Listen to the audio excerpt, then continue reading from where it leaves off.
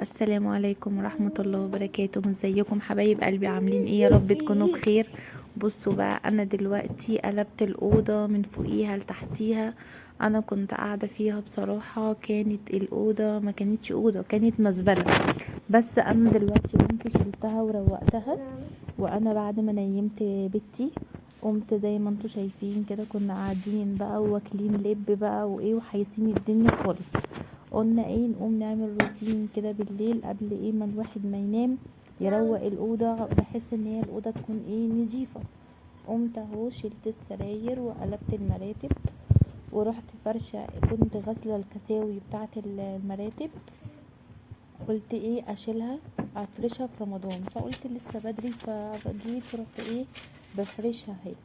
وغيرت الستارة، انا بحب اغير كل شوية في الأوضة، يعني عشان نفسيتي واحس ان أنا مثلا عملت مثلا ايه حاجة وكده.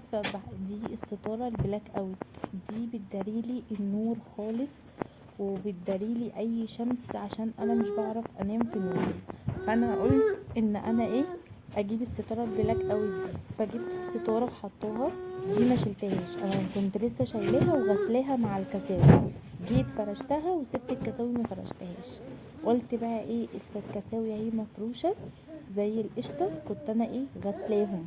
جبتهم ورحت ايه قلت افرشهم عشان المراتب ما تتوسخش. الكساوي مش مشكله، نشيلوها ونغسلوها.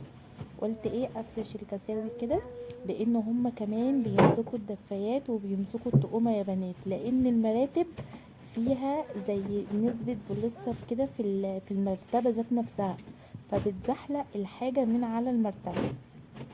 جيت دلوقتي بفرش اهو السريرين بالكسوتين، وبعد كده هفرش الدفايتين وهفرش الستورة. تمام. انا بقى قلت ايه اقلب المراتب قلبة كده حلوة كويسة، عشان خاطر المراتب دي بتحب ان هي تتقلب على طول، لان المكان اللي انتوا بتقعدوا فيه بيفضل يعني فاطس كده ونازل. فانا اصلا مش بحب المراتب تكون كده.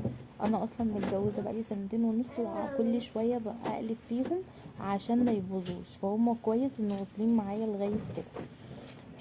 انا معاكم اهو. فرشت الكسوتين، بعد ما فرشتهم هفرش الدفايتين. وكان في بقى قشر لب وزباله وكده، قلت ايه اكنس الارض اشيلها خالص.